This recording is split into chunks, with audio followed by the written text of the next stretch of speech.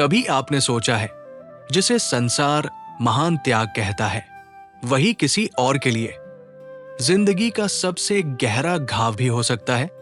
ये कहानी उस पुरुष की नहीं है जिसे दुनिया बुद्ध के नाम से जानती है। ये कहानी उस स्त्री की है जिसने बुद्ध को पति के रूप में जिया, पिता के रूप में खोया और फिर भी कभी उन्हें रोकने की कोशिश नहीं की। एक रात जब एक पुरुष सत्य की खोज में निकल पड़ा, उसी रात एक स्त्री अपने जीवन के हर सवाल के साथ अकेली रह गई। ये कहानी त्याग की है, पर जंगलों वाले त्याग की नहीं, महल के भीतर किए गए त्याग की। ये कहानी है यशोधरा की। कपिल वस्तु का राजमहल उस दिन रोशनी से भरा हुआ था।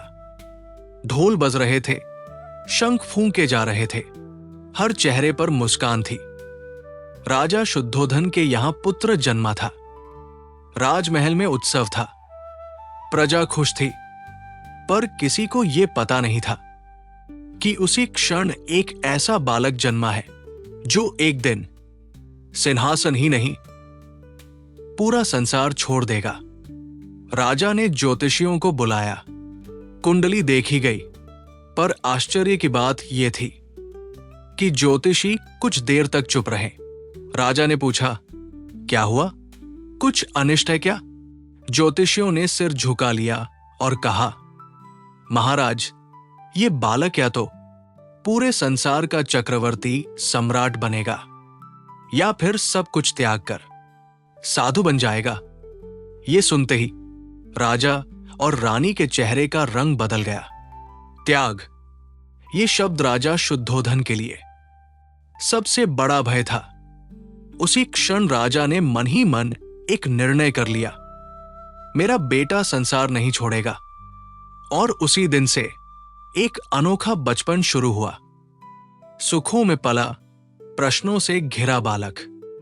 राजा ने आदेश दिया, महल की दीवारें और ऊंची कर दी जाए। दुख, रोग, बुढ़ापा, मृत्यु, इन शब्दों का प्रवेश महल में वर्जित हो गया।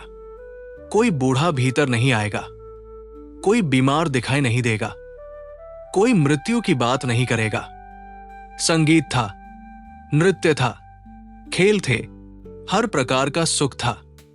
लेकिन इन सब सुखों के बीच एक चीज थी जो राजा के नियंत्रण में नहीं थी। सिद्धार्थ का मन।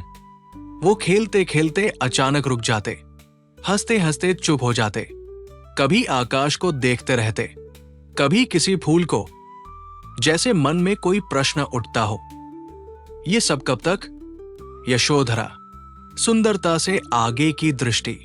उसी समय कोलीय गणराज्य में एक कन्या बड़ी हो रही थी। नाम था यशोधरा।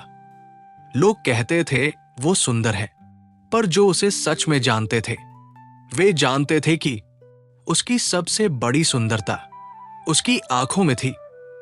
वो जीवन को केवल देखती नहीं थी, वो जीवन से प्रश्न करती थी। जब सिद्धार्थ से विवाह की बात आई तो उसके पिता ने सिर्फ कुल और वैभव नहीं देखा, उन्होंने सिद्धार्थ की परीक्षा ली, धैर्य की, साहस की और सबसे बढ़कर मन की स्थिरता की। सिद्धार्थ हर परीक्षा में सफल हुए और फिर विवाह हुआ। विवाह के बाद की खामोशी।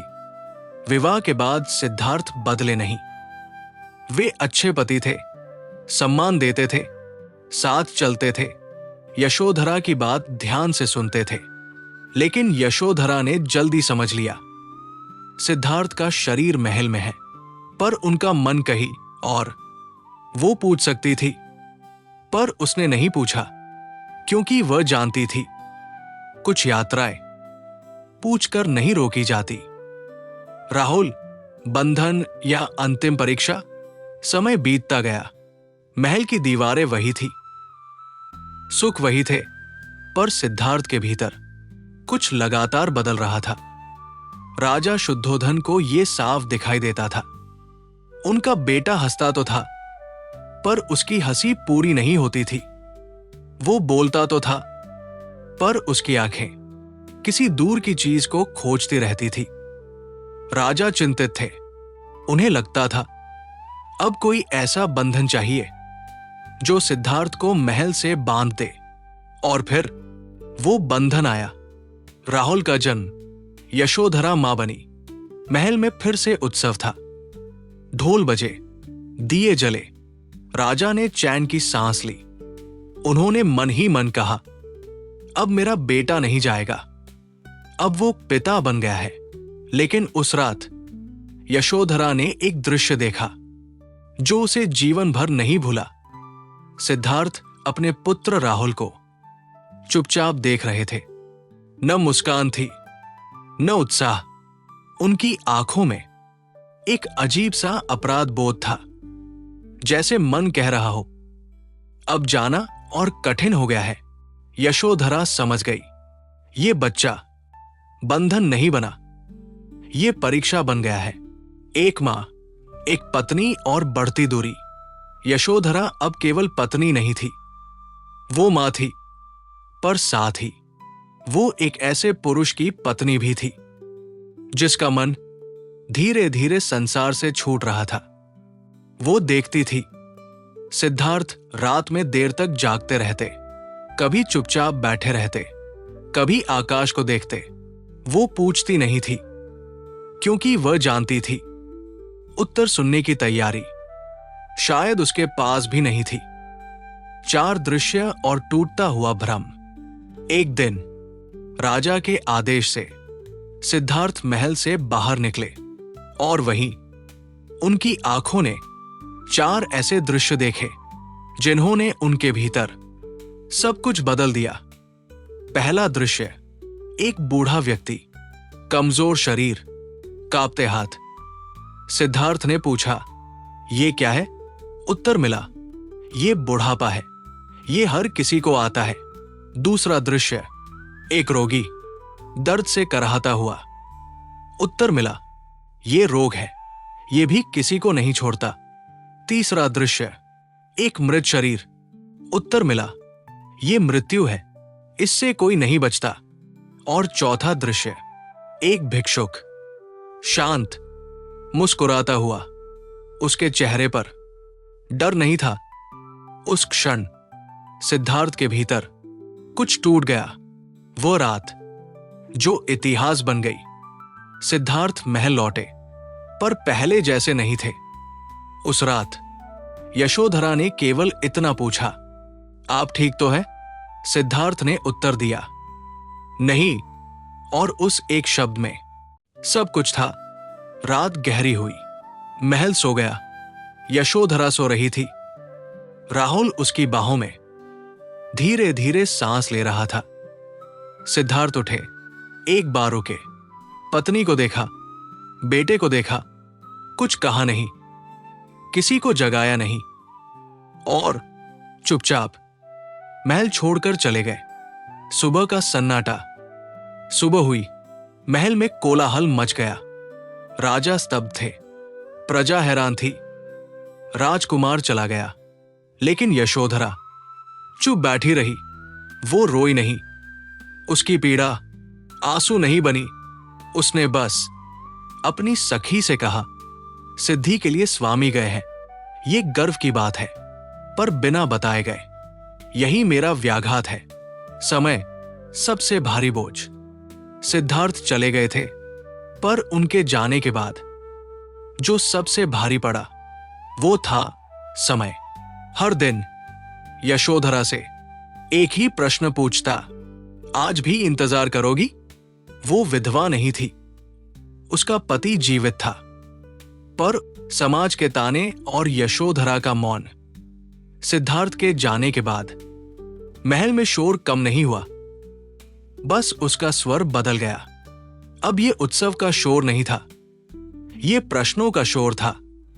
हर किसी के पास कोई न कोई बात थी, कोई न कोई राय थी। समाज की अदालत। कोई बोला, इतना वैभव था, फिर भी पति को बांध नहीं सकी। कोई बोला, राजकुमार भिक्षुक बन गया, इसमें भी कहीं न कहीं पत्नी की कमी रही होगी। कोई बोला, अगर पत्नी सही होती तो पुरुष संसार क्यों छोड़ता? हर प्रश्न आकर यशोधरा के कंधों पर गिरता, पर यशोधरा ने किसी को उत्तर नहीं दिया, क्योंकि वह जानती थी जो लोग प्रश्न पूछते हैं वे उत्तर सुनने नहीं आते। राहुल, प्रश्नों से भरा बचपन। समय बीतता गया, राहुल बड़ा होने लगा और जैसे जैसे वो बड़ा होता गया उसके प्रश्न भी बड़े होते गए। एक दिन उसने पूछा, मां, मेरे पिता कहाँ हैं? यशोधरा ने पहली बार उत्तर दिया, वे सत्य की खोज में हैं। कुछ समय बाद राहुल ने फिर पूछा, तो क्या सत्य हमसे बड़ा है? यशोधरा चुप रही। फिर एक दिन वो प्रश्न आया जिसका उत्तर किसी मां के पास नहीं होता। पिता मुझे छोड़कर क्यों गए? यशोधरा ने राहुल को पास बिठाया, उसके सिर पर हाथ रखा, पर कुछ नहीं कहा, क्योंकि कुछ प्रश्नों का उत्तर मौन ही होता है। महल के भीतर वैराग्य।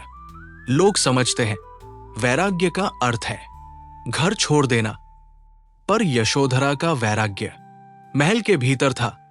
उसने आभूषण उतार दिए, वस्त्र सादे कर लिए, सुख को अपने पास आने नहीं दिया।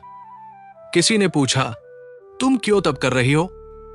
यशोधरा ने शांति से कहा, अगर वो ज्ञान के लिए तप कर सकता है तो क्या मैं प्रतीक्षा के लिए तप नहीं कर सकती? 6 वर्ष एक स्त्री की अनदेखी साधना। सिद्धार्थ जंगलों में भटक रहे थे। कठोर तप, भूख, थकान, ध्यान, और उसी समय यशोधरा हर सुबह राहुल को उठाती, हर रात उसे सुलाती, हर दिन समाज का सामना करती। न कोई मंत्र, न कोई शिष्य, न कोई प्रशंसा, बस मौन।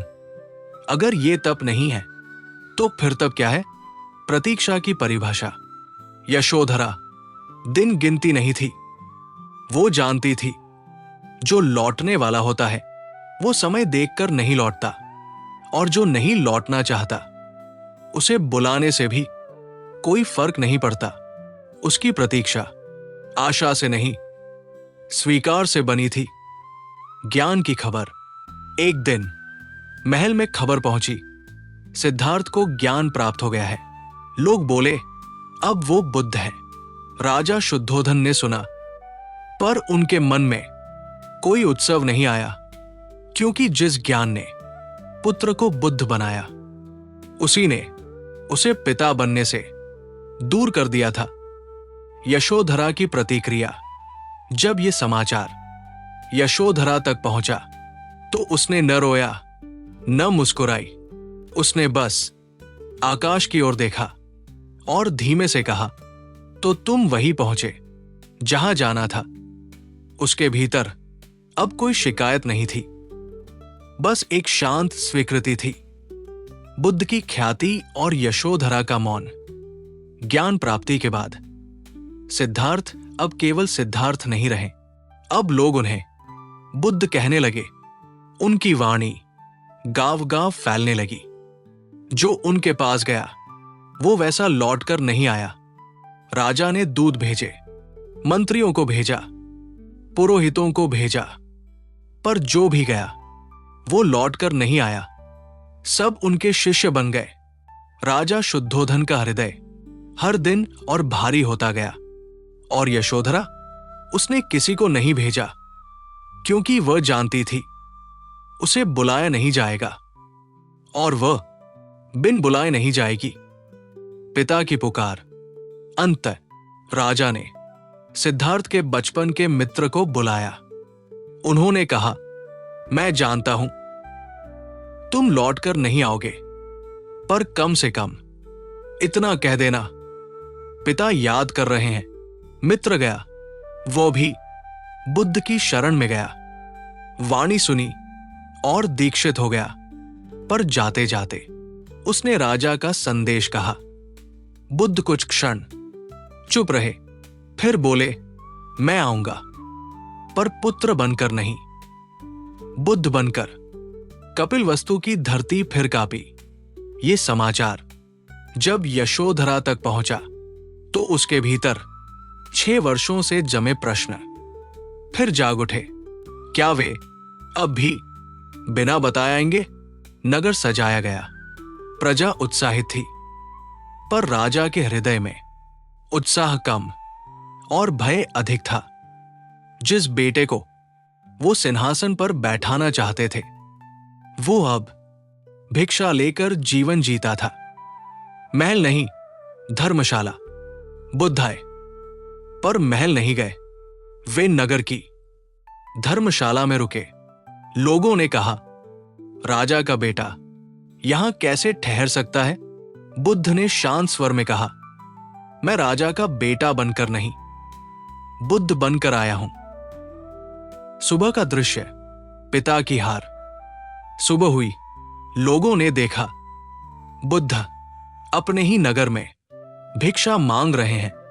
ये दृश्य राजा शुद्धोधन से सहन नहीं हुआ।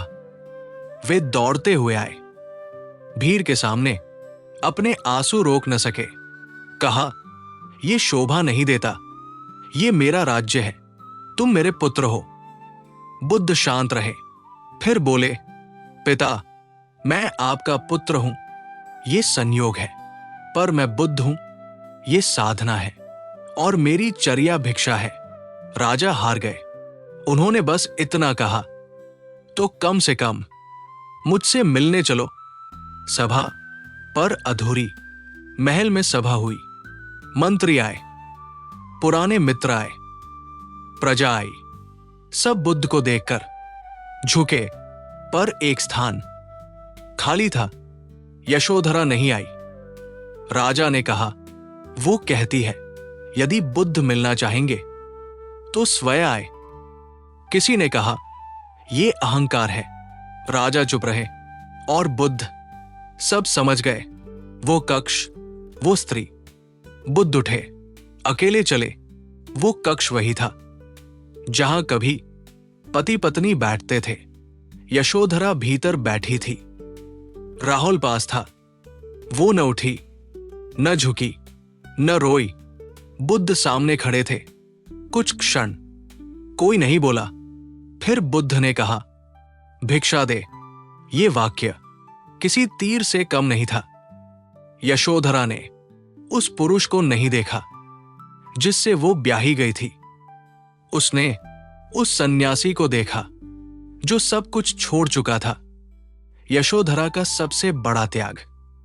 बुद्ध सामने खड़े थे और यशोधरा बैठी थी।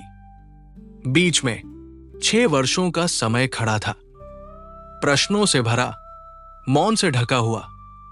भिक्षा दे, ये केवल एक वाक्य नहीं था, ये उस रिश्ते का अंतिम रूप था जो कभी पति पत्नी कहलाता था। यशोधरा उठी।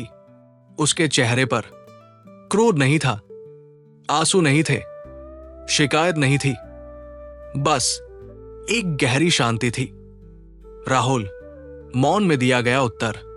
यशोधरा ने राहुल का हाथ पकड़ा, उस बच्चे का जिसने अपने पिता को सिर्फ कथाओं में जाना था।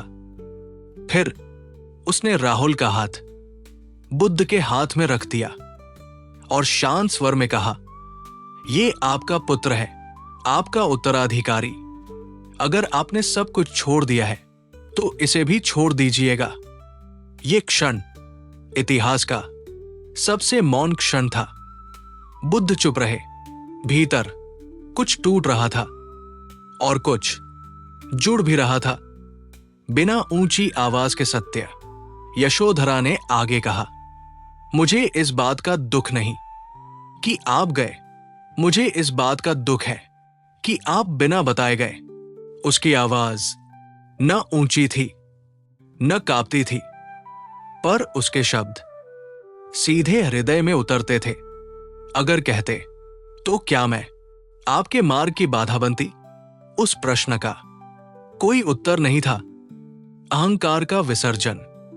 6 वर्षों से जो स्त्री रुकी हुई थी, उसने उस दिन अपने जीवन का सबसे बड़ा त्याग किया।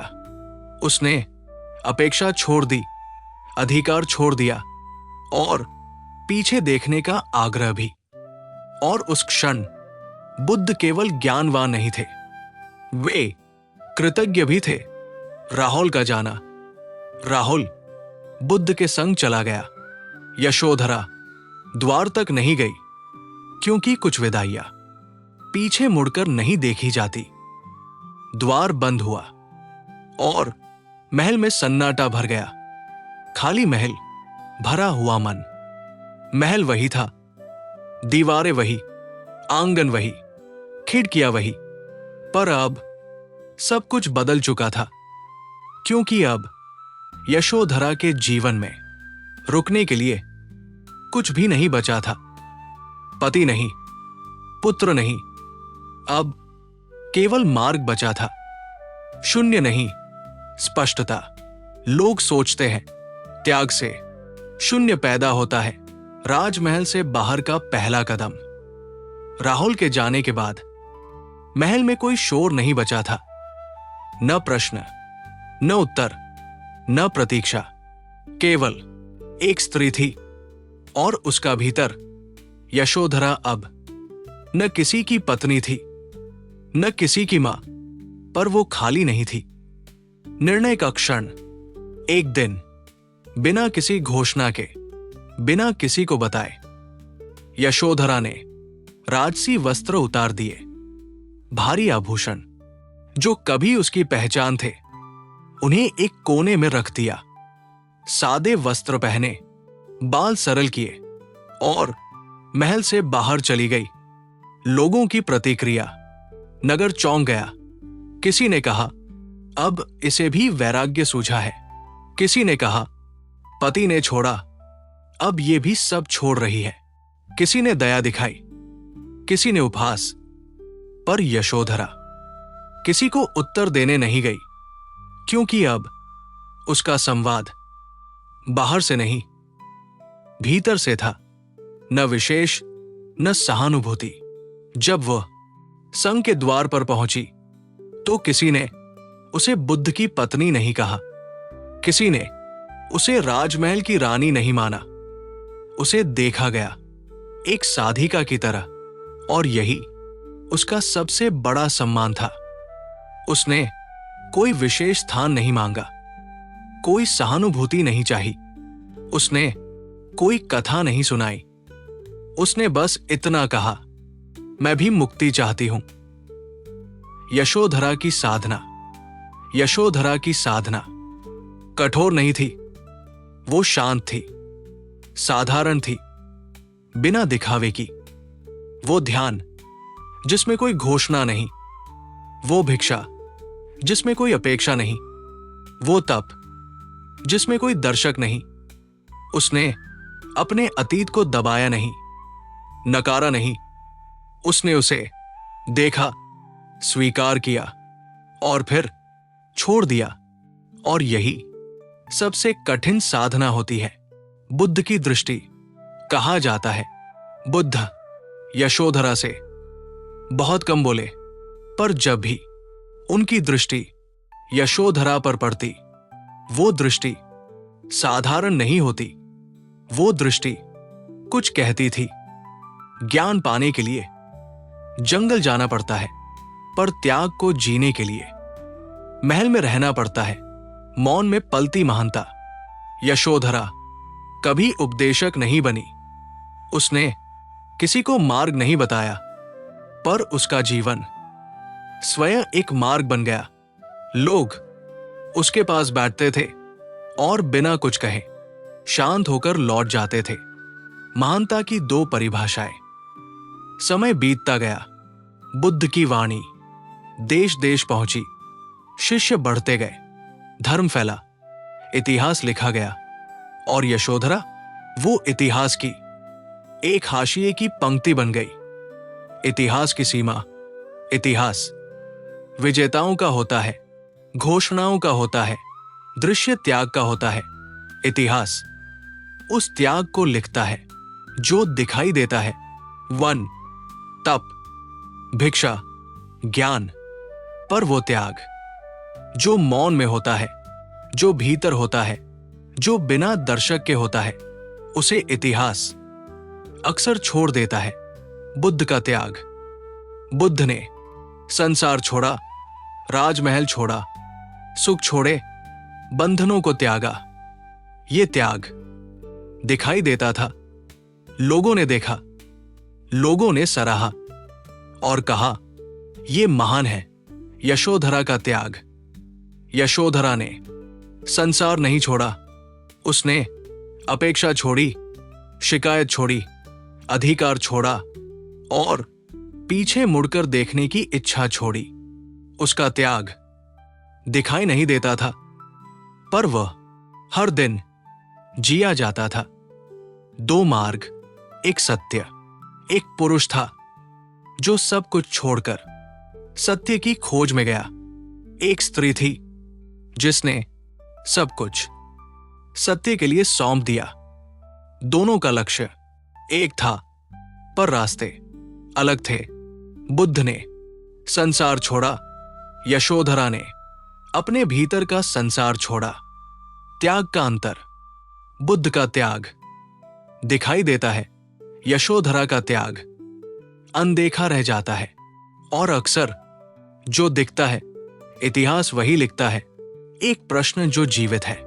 जब बुद्ध को ज्ञान मिला तो संसार ने कहा, यह महान है, पर कभी किसी ने यशोधरा से नहीं पूछा, तुम्हें क्या मिला? अगर पूछा होता तो शायद वो कहती, मुझे शांति मिली, मुझे शिकायत से मुक्ति मिली, मुझे अपेक्षा से मुक्ति मिली, और यही मेरा निर्वाण है। बुद्ध का मौन स्वीकार। कहा जाता है, एक बार किसी शिष्य ने बुद्ध से पूछा, भंते, त्याग सबसे कठिन कब होता है? बुद्ध कुछ क्षण चुप रहे, फिर बोले, जब छोड़ने वाला तुम नहीं होते, पर छोड़ने की शक्ति तुम्हारे भीतर होती है। ये उत्तर किसी ग्रंथ में नहीं, पर यशोधरा के जीवन में था। मनुष्य और मौन। इतिहास घोषणाओं को याद रखता है, मौन को नहीं। पर मनुष्य का हृदय जानता है, कभी कभी सबसे बड़ा धर्म छोड़ देना नहीं होता, छोड़ने देना होता है। यशोधरा की अंतिम शिक्षा। यशोधरा कभी उपदेशक नहीं बनी, पर उसका जीवन एक शिक्षा बन गया। जो तुम्हारे मार्ग पर चला जाए उसे दोष मत दो, और जो तुम्हारे जीवन से चला जाए उसे अपूर्ण मत समझो, क्योंकि कुछ लोग हमारे साथ रहने के लिए नहीं, हमें बड़ा बनाने के लिए आते हैं। कहानी का सार और अंतिम प्रश्न। समय बीत गया, बुद्ध की वाणी देश देश पहुंची, धर्म फैला, शिष्य बढ़े, ग्रंथ लिखे गए, और यशोधरा वो किसी ग्रंथ की भूमिका नहीं बनी, किसी उपदेश का अध्याय नहीं बनी, पर वह एक जीवन बन गई जो बिना बोले बहुत कुछ कह गया। त्याग का अंतिम अर्थ। लोग आज भी पूछते हैं, त्याग क्या है? क्या घर छोड़ देना त्याग है? क्या वन में चले जाना त्याग है? क्या भिक्षा लेकर जीना त्याग है? यशोधरा का जीवन इन सभी प्रश्नों का एक शांत उत्तर है। त्याग सिर्फ छोड़ना नहीं होता। त्याग वो होता है जब तुम्हारे पास रोकने की शक्ति हो, फिर भी तुम रोकते नहीं। एक स्त्री जो शिकायत नहीं बनी। यशोधरा ने कभी ये नहीं कहा, मेरे साथ अन्याय हुआ। कभी ये नहीं कहा, मेरा त्याग बड़ा था। क्योंकि जिसे सच में त्याग करना आता है उसे गवाही की जरूरत नहीं होती। दो महानताएं। इतिहास ने बुद्ध को महान कहा, कहना भी चाहिए, क्योंकि उनका मार्ग असंख्य लोगों के जीवन को प्रकाश देता है। पर इतिहास ये भूल गया कि एक और महानता थी जो शोर में नहीं, मौन में जन्मी। तुलना नहीं, समझ। ये कहानी बुद्ध और यशोधरा की तुलना नहीं है। ये कहानी ये बताने आई है कि महानता एक ही रूप में नहीं होती। कोई संसार छोड़कर महान बनता है और कोई संसार को पूरी चेतना से सौंपकर यशोधरा का मौन निर्वाण। अगर आज कोई यशोधरा से पूछे तुम्हें क्या मिला, तो शायद वो यही कहे, मुझे शांति मिली, मुझे अपेक्षा से मुक्ति मिली, मुझे शिकायत से मुक्ति मिली, और यही मेरा निर्वाण है। Outro, YouTube ending, emotional hook. तो आज जब आप इस कहानी को सुनकर बुद्ध को याद करें, तो एक क्षण के लिए यशोधरा को भी याद कीजिएगा, उस स्त्री को जिसने किसी को रोका नहीं, पर स्वयं को सबसे कठिन मार्ग पर चलाया। और अब एक प्रश्न आपके लिए छोड़ जाते हैं, जब एक पुरुष सब कुछ छोड़कर महान कहलाता है और एक स्त्री सब कुछ सौंपकर चुप रह जाती है, तो सच में महान कौन था? अगर ये कहानी आपके मन को थोड़ा भी छू पाई हो, तो समझिए यशोधरा आज भी इतिहास से नहीं, आपके हृदय से बात कर रही है।